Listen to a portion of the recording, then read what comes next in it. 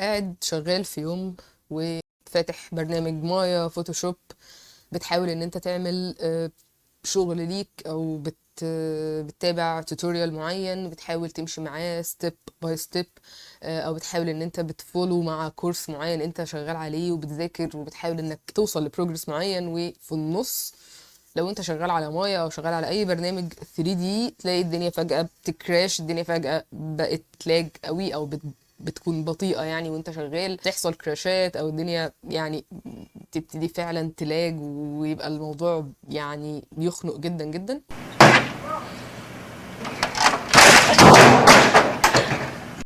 وبيقفلك من الشغل كله بسبب مثلا ان الجهاز ممكن يبقى الامكانيات مش ابديتد يعني اخر حاجة يعني، ولكن الجهاز ممكن يكون متوسط، فهو شايل الشغل. بس مع ذلك طبعا في شوية لاجنج وفي شوية بطء وفي شوية يعني تقييد، يعني في شوية ليميتيشنز حاصلة وكده. فمش الموضوع مش بيكون سريع خالص خالص بالنسبة لك وانت شغال.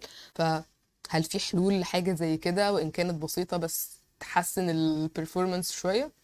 ده اللي احنا جايين نوضحه في الفيديو ده، فخلينا نشوف. السلام عليكم ورحمة الله وبركاته، معاكم مي العربي CG Environment Artist.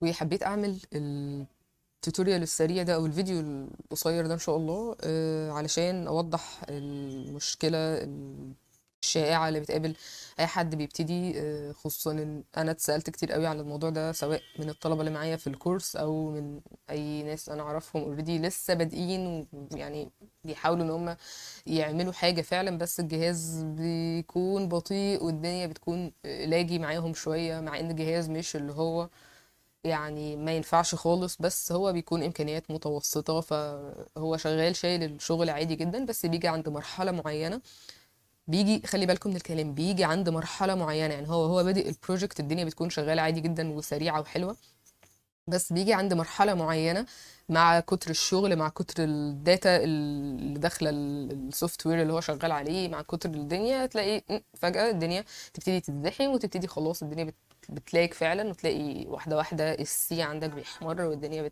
خلاص بقى الدنيا بتبطأ جدا فجأة كده، والموضوع مش بيكون مريح ولا مشجع خالص انك تكمل.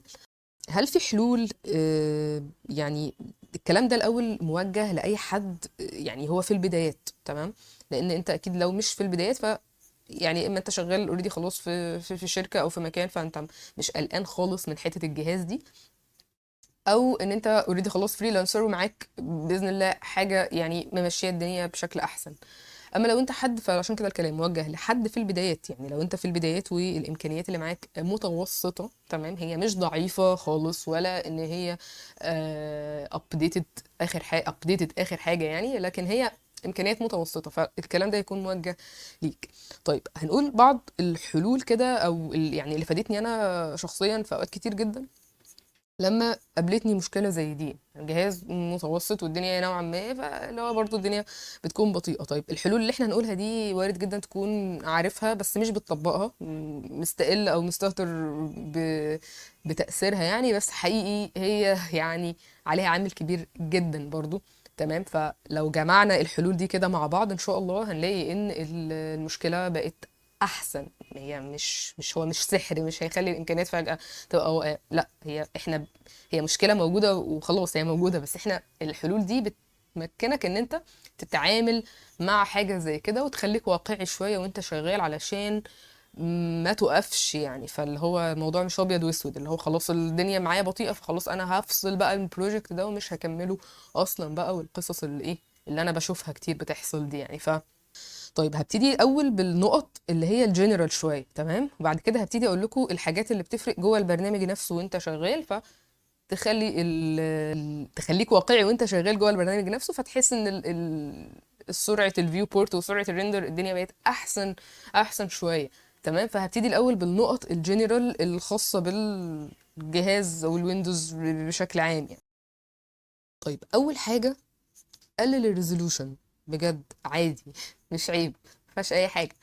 لو انت بتعمل لنفسك سيلف بروجكت او بيرسونال بروجكت، بتعمل لنفسك يعني بروجكت كده ليك انت هتحطه في البورتفوليو، يعني مش بتعمل شغل العميل او يعني عادي شغال لنفسك، فبجد يعني قلل الريزولوشن، مش هيجرى اي حاجه. ودي حاجه حتى انا بقولها دايما للناس الفنانين اللي معايا في الكورس. يعني مش الموضوع ما يعني مش اللي هو all or nothing. يعني مش شرط ان انت تكبر ريزولوشن. او يعني ايه تكبر ريزولوشن؟ انا اقصد ان مثلا احنا شغالين، وليكن شغالين في بروجكت مات بينتنج مثلا على فوتوشوب كمان، تمام؟ ليه ليه الريزولوشن تكون كده مثلا؟ يعني انت مثلا بتعمل بيرسونال بروجكت والجهاز انت خلاص احترم الامكانيات اللي معاك. مثلا انت حالا جهاز حلو وممشي، بس يعني ايه، مش شرط ان انت تتحداه يعني، تمام؟ فليه الريزولوشن تكون كده في كل الاوقات؟ لا، مش شرط انها تكون كده خالص في كل الاوقات. يعني ليه 4K؟ يعني عادي جدا. يعني ما تصعبهاش على نفسك يعني ما تعقدش نفسك. او لو بدأت ان انت، خصوصا لما اللايرز بتكتر، تمام، نبتدي ان احنا نعمل بقى حاجات كتيره جدا، مات بينتنج بقى، وفي مات، في ستوك ايمجز، وفي عندك سمارت اوبجكتس وحاجات زي كده. ليه؟ يعني ليه يعني ليه؟ قلل الريزولوشن، مش هيجرى اي حاجه خالص خالص. لو خليت الريزولوشن مثلا فول اتش دي او 2K بدل ليه 4K. يعني برضو دي حاجه بشوفها برضو. يعني ليه شغال 4K و... وانت خلاص مفيش، يعني الموضوع معاك بيكون عذاب يعني. فليه المشكله لما ننزل لل 2K؟ يعني مش هيجرى حاجه، تمام؟ او حتى فول اتش دي، يعني مش هيجرى اي حاجه خالص، تمام؟ فعادي يعني، واشتغل وعادي، والريزولوشن هتبقى كويسه والدنيا حلوه. يعني الموضوع مش اللي هو آه لازم ابقى شغال حاجه سوبر يعني، خصوصا لو شغال على سيلف بروجكت يعني. فمبدئيا خلينا واقعيين شويه يعني، تمام؟ ده كمان يعني انت ممكن كمان تشتغل 4K. يعني بشوف ناس ممكن اللي هو لا يعلوها ل 8K، اللي هو ايه يا جماعه بجد يعني. فطبعا ده مش من الذكاء او مش من الحكمه خالص، يعني ان احنا نعمل حاجه زي دي.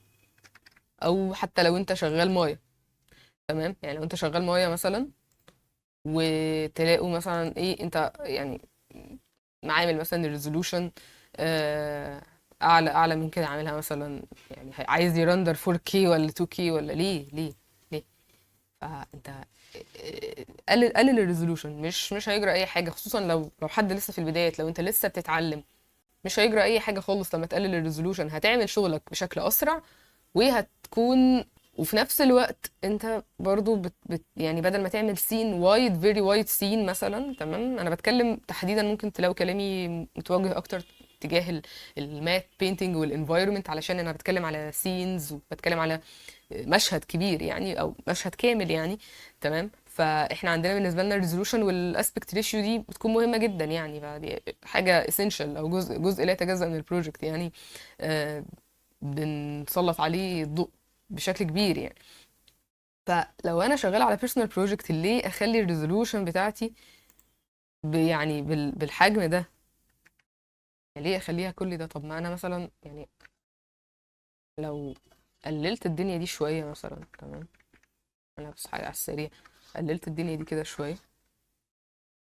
تمام، وخليت الاريا بتاعتي اللي انا يعني عايزه ارسمها، او المشهد بتاعي اللي انا بكونه 3D environment ولا اي حاجه، يبقى خلاص في الحدود دي، تمام؟ بدل ما يعني منها ان انا حتى يعني عملت فوكس على الجزء اللي انا عايزه اركز عليه، ومنها اني برضو في نفس الوقت قللت من المجهود او البرفورمانس اللي انا يعني متوقعه اخده، وانا الجهاز بتاعي مش قادر ان هو يوصل للمرحله دي.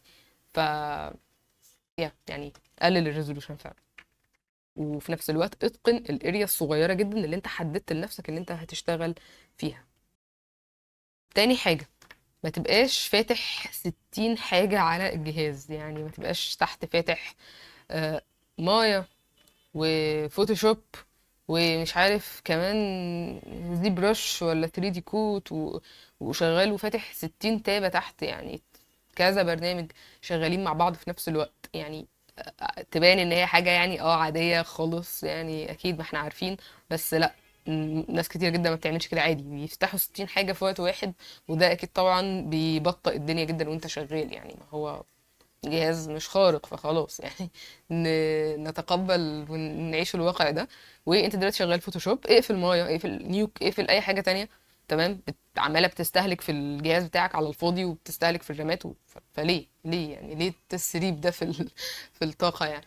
فخلاص يعني شغال على فوتوشوب يبقى فاتح فوتوشوب بس، شغال على مايا تبقى فاتح مايا بس، وهكذا. تمام. فقلل العدد السوفت ويرز اللي انت شغالها في نفس الوقت او فاتحها في نفس الوقت، واكيد مش هتحتاج كل ده في نفس الوقت او في نفس اللحظة اللي انت يعني في الاول في الاخر مراحل وورك فلو، فانت ليه فاتح كل ده في وقت واحد وعمال بتحاول يعني.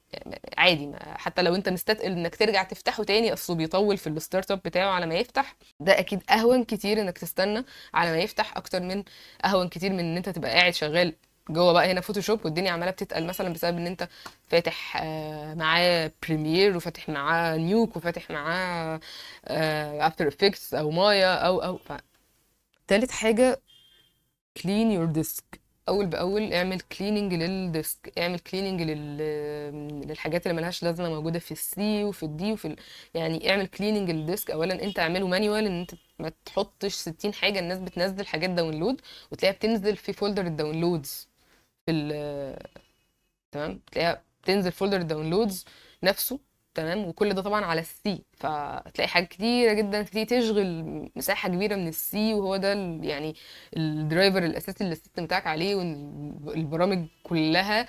يعني في لحظه ما بتلاقي فجاه السي معاك احمر، بتلاقي ان البرنامج معاك برضو تقيل والدنيا معاك بطيئه. فليه اول باول يعني ما توصلش نفسك لمرحله ان السي بتاعك يحمر، او ان خلاص الديسك بتاعك يبقى فول فما يبقاش فيه اي مساحة او اي حاجة تخلي البرنامج طبعا يشتغل بشكل فيه كفاءة عالية يعني. فليه يعني ما تخليش كل حاجة تنزل على الديسكتوب وعلى الداونلودز وفي الدوكيومنتس والحاجات دي كلها بتسحب كتير من السي. فخلي بالك من النقطة دي من البداية اصلا يعني. خلي عندك يعني اعمل حساب حاجة زي كده من بدري بالفعل. واول باول بقى ايه، استخدم حاجه تمسح بيها الفايلات اللي ملهاش اي لازمه، الحاجات اللي هي التمب والحاجات اللي بتكون شغاله مساحه على الفاضي، فايلات ملهاش اي لازمه، فتقدر ان انت تمسحها. مش هرشح سي كلينر قوي عشان ما بحسوش بيعمل حاجه بصراحه. بس اي انتي فيروس عموما بيكون في معاه اللي هو الكلير ديسك، يعني ان هو يعمل كليننج للديسك اول باول. انا شخصيا بستخدم اللي هو ال 360 توتال سكيورتي ده، بصراحه جامد جدا جدا، وده احسن انتي فيروس بصراحه يعني. لقيته بقالي فتره كبيره وانا عليه فعلا يعني، خصوصا لو هتعمل اشتراك حتى بريمير او حتى الفري بتاعه اصلا حلو جدا. هو بالفعل فيه جزء اللي هو الكلين اب ده، وتقدر يعني اول باول كده امسح الحاجات اللي عليه. وعلى فكره هو بيشيل حرفيا يعني. كان قريب جدا شايل من عندي هنا فوق ال 80 جيجا حرفيا. فهو فعلا حلو جدا، ومهم جدا انك تعمل حاجه زي كده. وهو كانتي فيروس اصلا يعتبر هو فعلا احسن انتي فيروس عن تجربه يعني. كلين يور ديسك اول باول. رابع حاجه برضو بديهيات جدا، بس واضح برضو ان في ناس ممكن ما تكونش عندها المعلومه دي. لو انت شغال على لابتوب اتاكد ان هو دايما يكون متوصل بالشاحن يعني. بره الشاحن وانت شغال لا، يعني لازم يكون متوصل بالشاحن، لان الشغل بتاعنا ده يعني مجرد ما توصل الشاحن هتلاقي الدنيا معاك بقت اسرع واحسن. لان هو من غير الشاحن مش بيكون شغال بالفول باور بتاعته يعني. فضروري جدا تتاكد ان انت تكون دايما موصله بالشاحن دايما، حتى لو هو فول. الجو بقى اللي هو اصل العمر الافتراضي للبطاريه والقصص دي اركنه على جنب، لازم يكون متوصل بالشاحن حتى لو هو فول وفيه البطاريه، ضروري جدا يعني. طول ما انت شغال عليه يعني. لو انت مش شغال عليه اوكي خلاص شيل الشاحن، بس طول ما انت شغال عليه لازم يكون متوصل بالشاحن.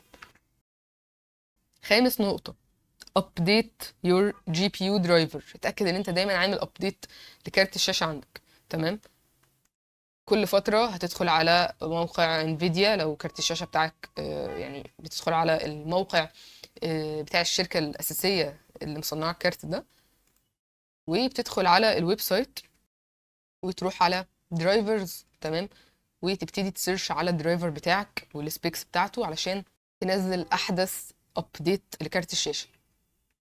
تمام. فبتدخل وبتبتدي تكتب مواصفات كارت الشاشه بتاعك. اول ما بتدخل الانترفيس بتاعته هتجيلك بالشكل ده، بس انا مش عارفه افتحه دلوقتي لان النت عندي بيقطع وبيفصل كل شويه، فالموقع مش شغال كويس معايا دلوقتي، النت عندي فيه بطيء. فهتدخل تكتب تختار المواصفات بتاعت كارت الشاشه بتاعك وتعمل سيرش في سيرش بوتن كده. بس طبعا النت فعلا اهو.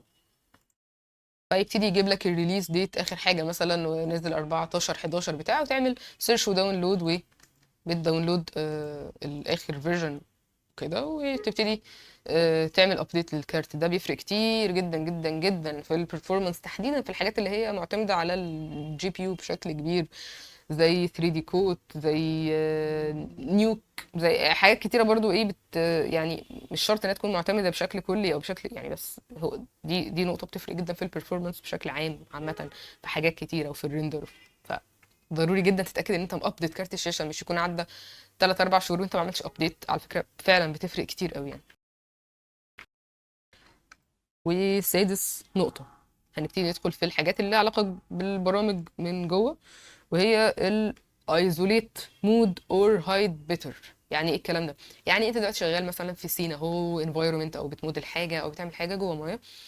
فايه المنظر ده؟ يعني لو جينا نعمل مثلا، ليه ليه ليه كل الفيسز اللي هي اوريدي اصلا محدش شايفها ولا هتبان في الريندر تكون موجوده، وايه كل السيجمنتس دي؟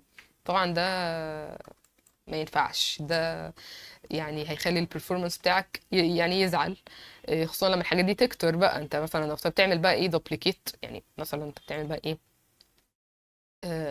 دوبليكيت بالشكل ده مثلا، بتعمل دوبليكيت بالشكل ده مثلا، وتبتدي الاليمنتس عندك في السين تكتر. طب ايه بجد كل السيجمنتس دي؟ يعني انت محتاج، طبعا ده مثال يعني، انا بس يعني منزله بريميتيف كده ايه كمثال يعني. فليه بجد؟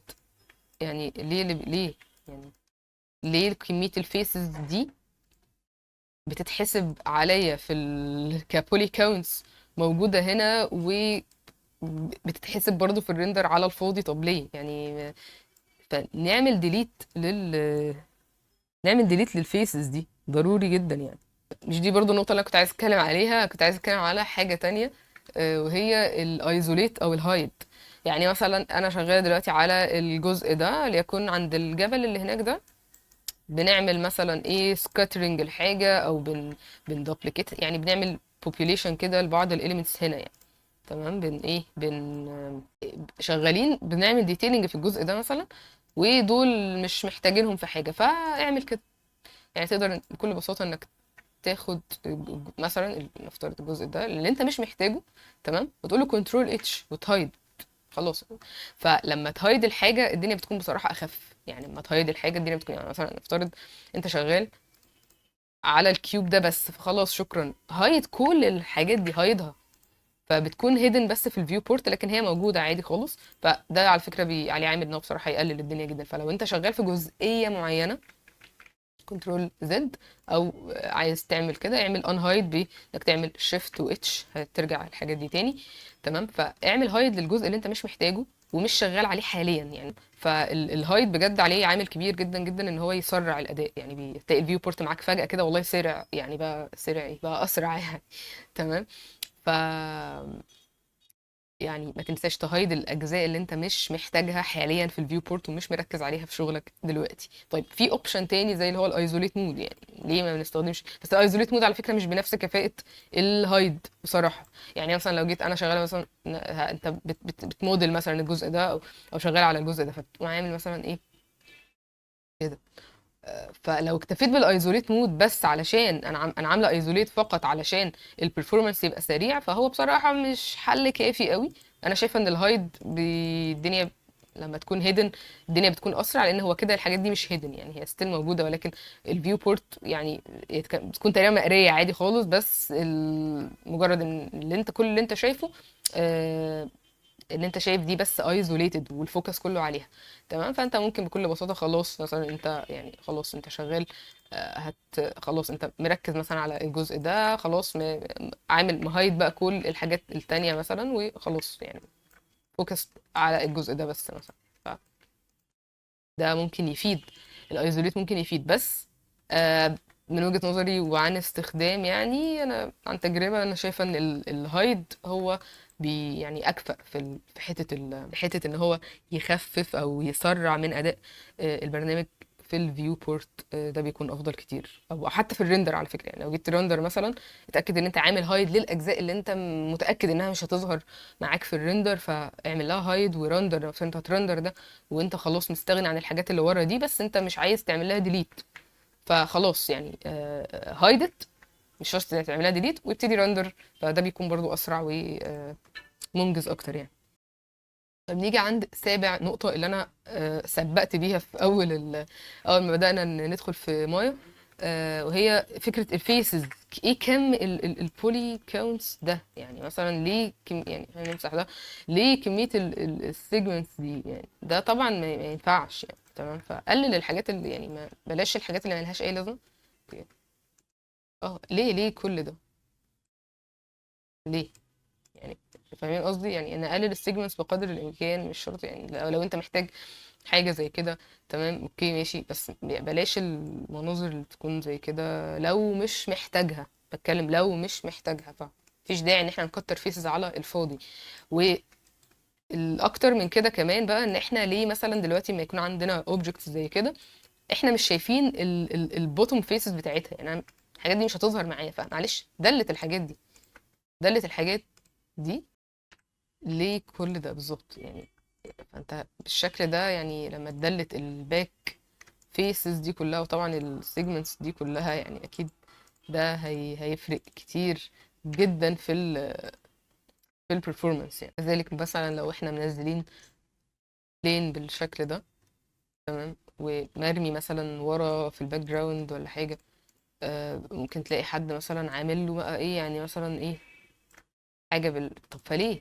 ما دي كلها فيسز محسوبه عليا في الريندر، وحاجه مرميه في البعيد، فمش محتاجين كل ده خالص فعلا يعني. عارفين يعني ده كفايه قوي، عارفين يعني كفايه فعلا يعني.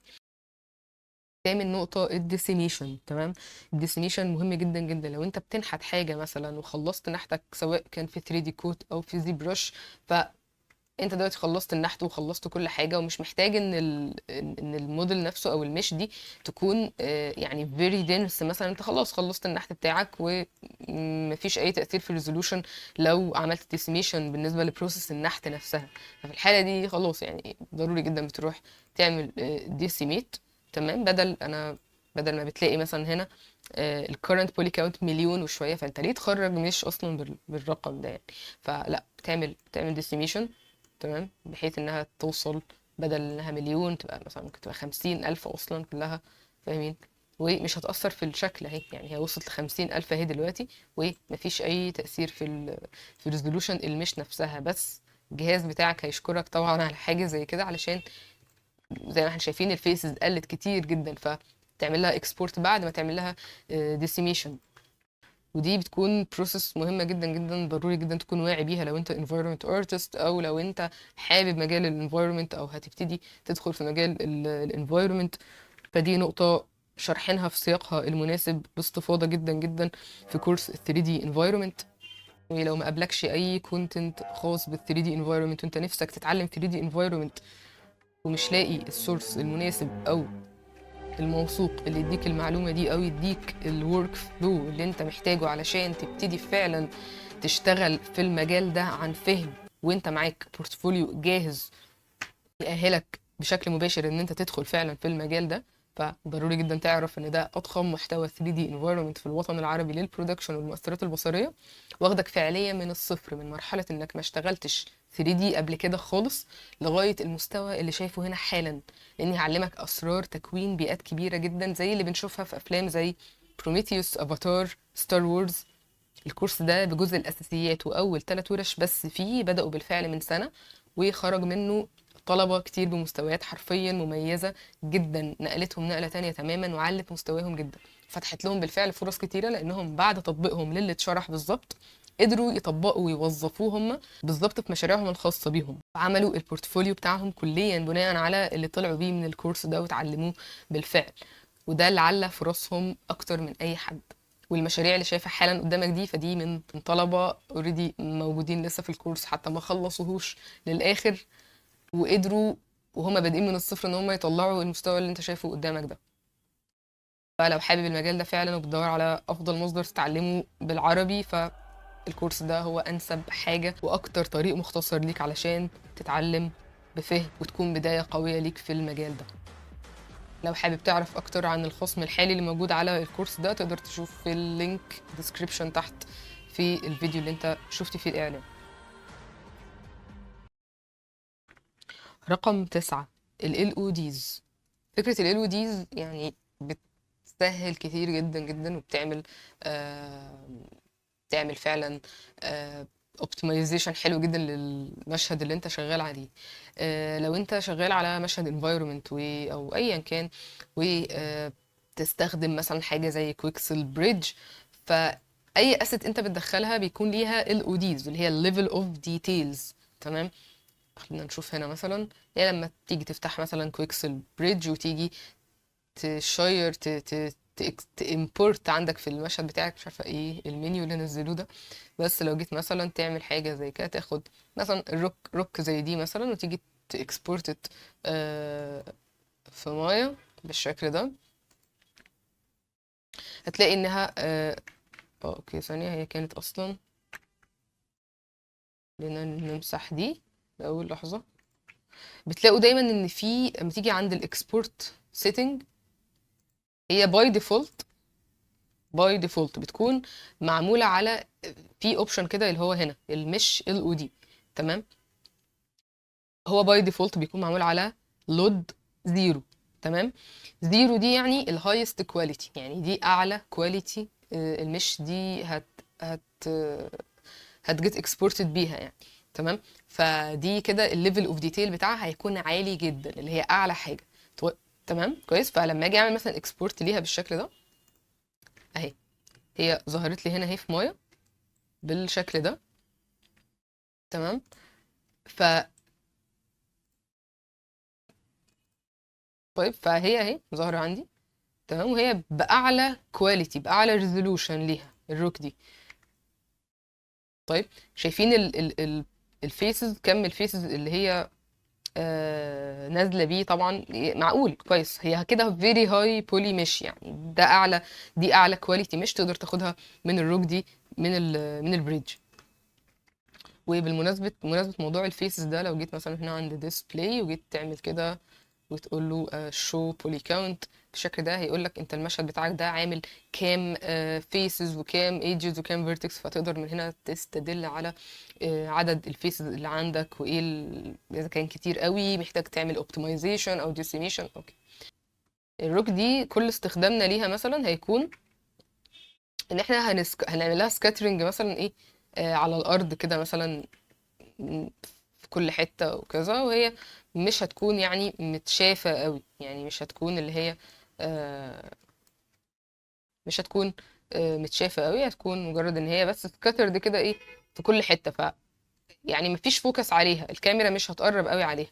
تمام. فايه لازمه ان انا اعمل لها اكسبورت من ميجا سكان بالفيري هاي كواليتي اللي هي عليها؟ ما هو كل ده فيسز. اوكي لو انت امكانيات الجهاز اوكي حلوه خلاص، او يعني ما عندكش مشكله، عندك الرفاهيه دي فخلص مفيش مشكله. لكن ليه برضو يعني حتى لو عندك الرفاهيه برضو، فهي مش حاجه بروفيشنال خالص ان انت تكون شغال بازيد من ما انت محتاج. فدي مش حاجه حلوه يعني. تمام. ولا هتفرق معاك في حاجه. فحاجه هتكون مثلا خلاص، يعني هتعمل لها دوبليكيت بالشكل ده. تمام. هتعمل لها دوبليكيت، و يعني هتكون متكرره بالشكل ده، وعندنا كم الفيسز ده كله اللي انت اصلا انت في غنى عنه، يعني هيتقلك الجهاز وهيتقلك البرفورمانس على الفاضي. تخيل انا بس عامله دوبليكيت كده بشكل عشوائي، عامله 4 بس، فما بالك لو هتمسك كل دول بقى ماشي وتعمل بقى كده خلاص. تمام. وتسكتر بقى مثلا في اماكن تانية بعيد، يعني على سبيل المثال يعني. تمام. فليه يبقى عندك كم البولي كاونتس وكم الفيسز دي لو الروكس دي هتكون ماليه السين؟ ليه تكون اصلا نازله بالهايست كواليتي بتاعتها اللي هي اصلا مش هتتشاف ولا الكاميرا هتعمل عليها كلوز اب خالص؟ فبالتالي الافضل ان احنا نستخدم LODs. يعني فكره LODs ممتازه. فاستخدم ليفل وديتيل اقل شويه يعني. عندنا احنا كل ما الزيرو دي يعني اعلى حاجه، فكل ما الرقم ده بيعلى كل ما الريزولوشن بتاعت المش بتجيلك اقل. فمثلا لو انا اخترت 3 مثلا او 4 قلت له اكسبورت بالشكل ده، اهي تمام، شايفين الفرق؟ شايفين فرق الفيسز؟ تمام. ليه استخدم حاجه very very high يعني هاي بولي، يعني او هاير بولي على ما انا محتاجه يعني. تمام. الفرق الفيسز وباين ان دي لو بولي. طب وليه المنظر ده وكذا؟ ما هي لو انت هتسكترها وهتكون متوزعه ودوبليكيتد في كل حته، فبجد هي مش هتفرق معاك في حاجه. يعني هي مش هتفرق معاك في حاجه، بل بالعكس هتسرع لك الاداء، ووقت الريندر ممكن يقل النص اصلا بسبب حاجه زي كده. تمام. لما تكون كمان متكرره بالكتر ده، فطبعا هتقلك الدنيا، وهتقلك المشهد بتاعك، مش بس في الفيو بورت، لا ده كمان في وقت الريندر لما تتكرر بالشكل ده. تمام. وانت اصلا مش محتاجها، وهي لما بتكون يعني ال او دي بتاعها قليل بالشكل ده، هو مش وسكاترد في السيناريو مثلا ان انت هتكررها كتير على الارض، وهتكون سكاترد كده في كل حته متوزعه يعني في الارض، والكاميرا اصلا مش لقطه غير حاجه بسيطه يعني من الديتيلز بتاعتها. فده مش هيفرق معاك في اي حاجه خالص. حتى لو جينا نشوف هنا مثلا في الريندر، يعني هي مش فارقه معاك اهي. يعني انا اصلا يعني خلينا نشوف كده في فرق. انا يعني مش شايفه اي فرق فظيع في اللوك والله. يعني هي تقريبا يعني فالموضوع مش هيفرق معاك، مش هيفرق معاك في اي حاجه خالص. تمام. خصوصا لو هي حاجه تشاف من بعيد وكده، فضروري تتاكد ان انت على ال دي المظبوطه. يعني احنا بنتكلم انت حد بتعاني شويه من حته الامكانيات، فخلاص يعني ده حل ممتاز جدا يعني. وعاشر نقطة، أو معلش قبل ما اتنقل للنقطة اللي بعد كده، في برضو حاجة مهمة جدا بتفرق جدا جوه مايا بصراحة.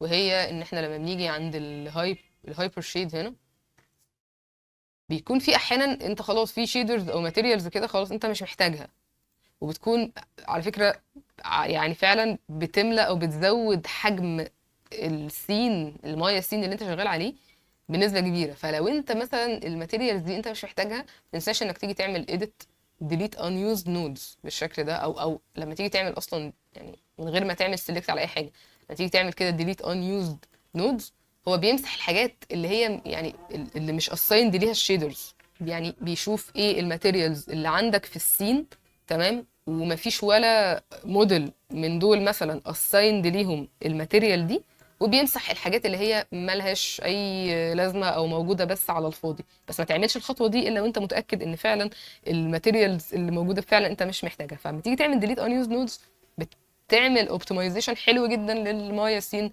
بتاعك، وبتقلل من السايز بتاعه بنسبه كبيره جدا. وحاجه تانية برضو لازم نذكرها، وهي انك بتيجي تعمل مثلا edit delete by type history، او تيجي تعمل delete all by type history، بيمسح لك برضو الحاجات اللي ملهاش اي لازمه.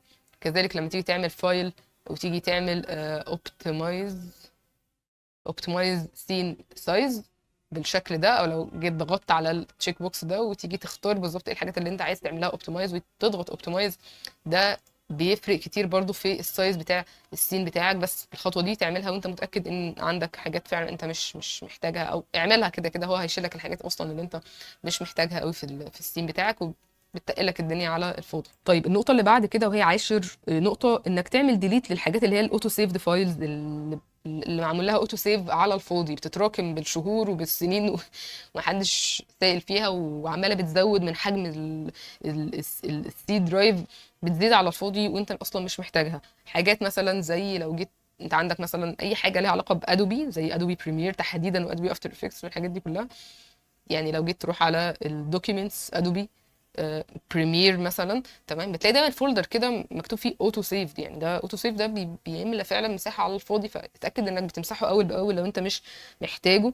كذلك برضو زي برش وسبستانس بينتر بيعملوا الحركه دي، بيحوش اوتو سيفز كتير جدا جدا. فلو جيت تروح مثلا على سي يوزرز دوكيومنتس زي برش داتا، وبتدخل على فولدر اسمه اوتو سيف، الفولدر ده بيكون مليان اوتو سيفد موجوده. انا مش هعرف ان انا ابينه لكم دلوقتي عشان انا مسحه الحاجات دي اول باول، فمش هتلاقوا الفولدر ده موجود.